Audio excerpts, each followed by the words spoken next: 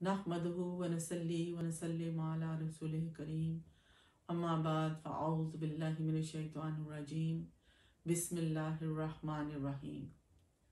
तमाम नाज़रीन व सामीन को अस्सलामु अलैकुम व रहमतुल्लाहि व बरकातुहू। उम्मीद है आप तमाम अहबाब अपने अपने घरों में अपनी ज़िंदगियों में खैरियत के साथ होंगे। मैं रुखसाना आलम आज एक बार फिर प्रेयर ऑफ नॉलेज प्रोग्राम के साथ हाजिर हूँ। उम्मीद है आप लोग हमारे प्रोग्राम्स को पसंद कर रहे होंगे। आज के प्रोग्राम में किबला शेखुल इस्लाम की अरबईनात के सिलसिले की एक और खूबसूरत अरबईन का तारुफ पेश किया जाएगा। ये किताब जो कि मेरे हाथ में है, इसका नाम है नूरुल मिश्का फ़ी फ़द्ल ज़का। इस मुख्तसर किताब में शेखुल इस्लाम ने फ़ज़ाइल ज़कात के मौजू पर कुरानी आयात और हदीस को जमा फरमाया है। मोहतरम नाजरीन व सामीन, इस किताब की पहली इशात जुलाई 2012 में हुई और ये किताब 61 सफ़ात पर मुश्तमिल एक किताब है। इस किताब के शुरू में 12 आयात कुरानी से ज़कात की फ़र्जियत को साबित किया गया है, जबकि 41 अहादीस से इसकी तफसीलात को बयान किया गया है। सूरह बकरा की आयत नंबर 43 में अल्लाह रब्बुल इज़्ज़त ने इरशाद फरमाया, वाक़ीमुस्सलाता व आतुज़्ज़काता वरकऊ मअर्राकीन। फरमाया कि नमाज कायम करो और ज़कात दिया करो और रुकू करने वालों के साथ रुकू किया करो। इस आयत करीमा से ये बात वाज़ेह हो जाती है कि इस्लाम में जिस तरह नमाज फ़र्ज है, इसी तरह मालदारों के लिए माल में से ज़कात की अदायगी भी फ़र्ज है। दोनों की फ़र्जियत में कोई फ़र्क नहीं है। इसी तरह अल्लाह ताला ने कुरान पाक में इरशाद फरमाया, वाक़ीमुस्सलाता व आतुज़्ज़काता व मा तुक़द्दिमू ली अनफुसिकुम मिन खैरिन तजिदूहु इंदल्लाह इन्नल्लाह बिमा तअमलूना बसीर। और नमाज कायम करो और ज़कात देते रहा करो, और तुम अपने लिए जो नेकी भी आगे भेजोगे उसे अल्लाह के हुजूर पालोगे, और जो कुछ तुम कर रहे हो यकीनन अल्लाह उसे देख रहा है। इस आयत करीमा से भी ज़कात की फ़र्जियत का सबूत मिल रहा है। ये भी सूरह बकरा की आयत नंबर 11 है, और ये हम जो भी नेकी करते हैं वो अल्लाह के हुजूर लिख ली जाती है और हमें रोज़े महशर इसका पूरा पूरा अजर दिया जाएगा। मज़ीद ये कि अल्लाह रब्बुल इज़्ज़त हमारे अमाल से गाफिल नहीं है। हम जो कुछ भी करते हैं, जिस नीयत और इखलास के साथ करते हैं, वो सब कुछ अल्लाह के इल्म में है, और ये कि उसके मुताबिक अल्लाह ताला हमें अजर व सवाब से भी नवाजेगा। सूरह बकरा की आयत नंबर 173 में अल्लाह ताला हमें नेकी का तसव्वुर समझा रहे हैं कि नेकी होती क्या है। नेकी रस्मात का नाम नहीं है, अपने मुंह को मशरिक व मगरिब में फेर लेने का नाम नहीं है, बल्कि नेकी अल्लाह, योम आखिरत, मलाइका, अल्लाह की किताबों और नबियों पर ईमान लाने का नाम है, और माल को अल्लाह की मोहब्बत में क़राबतदारों, यतीमों, मोहताजों, मुसाफिरों, मांगने वालों, गुलामों को आज़ाद करवाने में खर्च करने का नाम है। और नेकी ये है कि इंसान नमाज कायम करे, ज़कात अदा करे, जब कोई वादा करे तो उसे पूरा करे, सख्ती में, मुसीबत में, जंग की शिद्दत के वक्त सब्र करे। अल्लाह ने फरमाया है कि यही लोग सच्चे हैं और यही लोग परहेज़गार हैं। मोहतरम सामईन, इस आयत करीमा में अल्लाह रब्बुल इज़्ज़त ने जिन लोगों को सच्चे और परहेज़गार होने का सर्टिफिकेट अता फरमाया है, इनमें से वो खुशनसीब भी हैं जिन्हें अल्लाह ने माल की नेमत से नवाजा है, और फिर वो इसमें से गरीबों पर खर्च करते हैं, ज़कात अदा करते हैं। फिर सूरह निसा की आयत नंबर 162 में अल्लाह रब्बुल इज़्ज़त ने नमाज कायम करने वालों और ज़कात अदा करने वालों और अल्लाह और क़यामत के दिन पर ईमान रखने वालों का जिक्र फरमाकर इरशाद फरमाया कि ऐसे ही लोगों को हम अनकरीब बड़ा अजर अता फरमाएंगे। मुअज़्ज़ज़ सामईन, आप अंदाज़ा करें कि जिस अजर को अल्लाह ताला खुद अजर अजीम से ताबीर फरमा रहा है, वो अजर कितना बड़ा और कितना खूबसूरत होगा, इसका हमारा जहन, हमारी अकल और सोच अंदाज़ा भी नहीं लगा सकती। हम हर वक्त अल्लाह से उसकी रहमत का सवाल करते रहते हैं, लेकिन क्या हमने कभी सोचा कि अल्लाह अपनी रहमत से किसको नवाजता है? आए कुरान से पूछते हैं। सूरह आराफ की आयत नंबर 156 में अल्लाह ताला इरशाद फरमाता है, और मेरी रहमत हर चीज पर वुसअत रखती है, सो मैं अनकरीब उस रहमत को उन लोगों के लिए लिख दूंगा जो परहेजगारी इख्तियार करते हैं और ज़कात अदा करते हैं, और वही लोग ही हमारी आयतों पर ईमान रखते हैं। इस आयत की रोशनी में अल्लाह की रहमत के वही लोग मुस्तहिक करार पाते हैं जो ज़कात अदा करते हैं। मोहतरम सामीन, अल्लाह की किताब कुरान वो अजीम किताब है जो हर चीज को खोल खोल कर बयान करती है।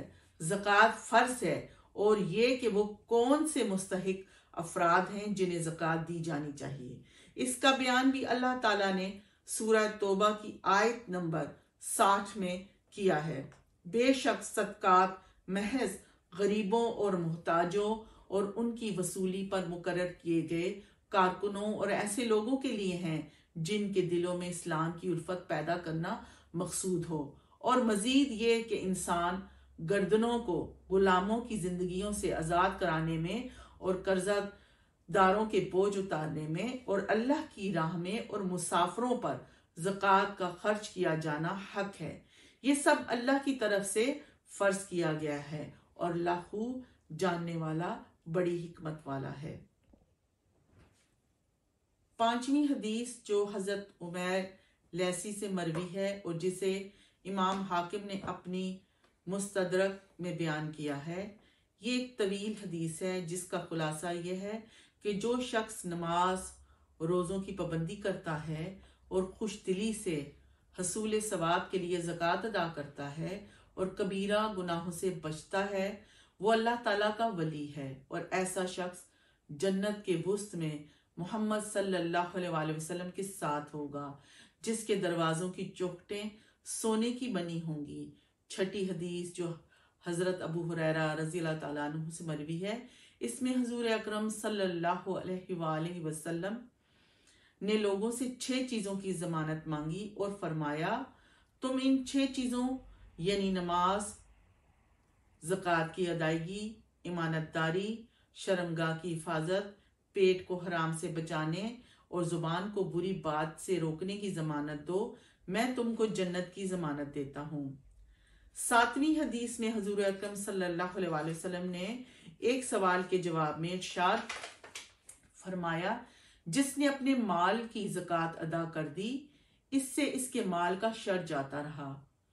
8वीं हदीस में आप सल्लल्लाहु अलैहि वसल्लम ने फरमाया कि जो हराम माल में से सदका करे तो इसे इस सदके का कोई सवाब नहीं मिलेगा, बल्कि इसका बोझ उसके सर पर होगा। 9वीं हदीस का मजमून ये है कि आप सल्लल्लाहु अलैहि वसल्लम ने इरशाद फरमाया कि अपने माल और दौलत को ज़कात के जरिए से महफूज बना लो और अपनी बीमारियों का इलाज सदके के जरिए से किया करो, और मुसीबत की लहरों का सामना दुआ और गिरियाजारी के जरिए किया करो। मोहतरम सामीन, 10वीं हदीस में हुजूर पाक सल्लल्लाहु अलैहि वसल्लम ने एक मालदार शख्स को नसीहत करते हुए इरशाद फरमाया, अपने माल में से ज़कात अदा किया करो, क्योंकि ज़कात वो पाकीज़गी है जो तुम्हें पाक कर देगी। फिर हुजूर अकरम सल्लल्लाहु अलैहि वसल्लम ने इरशाद फरमाया कि करीबी रिश्तेदारों, मस्कीनों, मुसाफिरों को उनका हक दिया करो और फजूल खर्ची ना किया करो। मोहतरम सामीन, हुजूर अकरम सल्लल्लाहु अलैहि वसल्लम ने इस्लाम की तकमील की एक सूरत ये बयान फरमाई कि हम अपने माल की कामिल ज़कात अदा करें। जो शख्स अपने माल की ज़कात अदा करता है तो इसके लिए जन्नत के दरवाजे खोल दिए जाते हैं और इसे कहा जाएगा कि सलामती के साथ दाखिल हो जाओ। एक और हदीस के मुताबिक जो शख्स अपने माल की ज़कात हर साल खुशदिली और फराग दिली से अदा करेगा, वो ईमान की लज्जत और हलावत को महसूस करेगा। اس حدیث میں یہ بھی بیان ہوا کہ زکوٰۃ میں نہ گھٹیا چیز دے اور نہ بہت اعلیٰ بلکہ درمیانے درجے کی چیز دی جانی چاہیے۔ ایک اور حدیث جس میں ایک عورت بارگاہ رسالت مآب صلی اللہ علیہ وآلہ وسلم میں اپنی بیٹی کے ساتھ حاضر ہوئی۔ اس کی بیٹی نے 2 سونے کے بھاری کنگن پہنے ہوئے تھے۔ آپ صلی اللہ علیہ وآلہ وسلم نے فرمایا، کیا تم نے اس کی ان کڑوں کی کنگنوں کی زکوٰۃ ادا کی ہے؟ وہ عرض کرنے لگی کہ نہیں۔ آپ صلی اللہ علیہ وآلہ وسلم نے فرمایا، کیا تمہیں اچھا لگتا ہے کہ قیامت کے روز ان کے بدلے اللہ تعالیٰ تمہیں آگ کے کنگن پہنائے؟ پس اس عورت نے اسی وقت حضور اکرم صلی اللہ علیہ وآلہ وسلم کی خدمت میں وہ کنگن اتار کے پیش کیے اور عرض کرنے لگی، یہ دونوں اللہ اور کے رسول کے لیے ہیں۔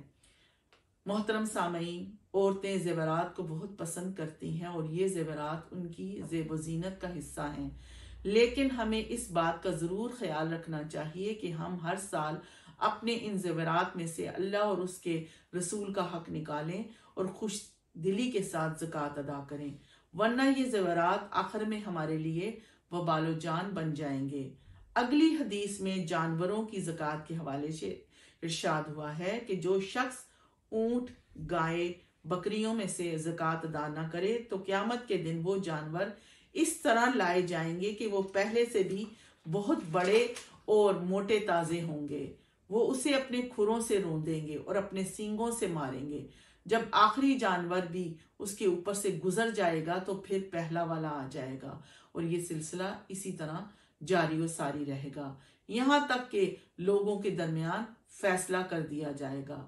ایک اور حدیث کے مطابق زکوٰۃ نہ ادا کرنے والے کے گلے میں اس کے مال کو گنجے سانپ کی شکل میں بطور توق پہنا دیا جائے گا اور وہ اسے ڈسے گا اور کہے گا، میں تیرا مال ہوں، میں تیرا خزانہ ہوں۔ محترم ناظرین و سامعین، اسلام میں زکوٰۃ کی ادائیگی پر اتنا زور دیا گیا ہے کہ جب حضرت ابوبکر رضی اللہ تعالیٰ عنہ خلیفہ بنائے گئے تو حضرت ابوبکر رضی اللہ تعالیٰ عنہ نے فرمایا، خدا کی قسم میں ان لوگوں سے ضرور لڑوں گا جو نماز اور زکوٰۃ میں فرق کریں گے، کیونکہ زکوٰۃ مالی حق ہے۔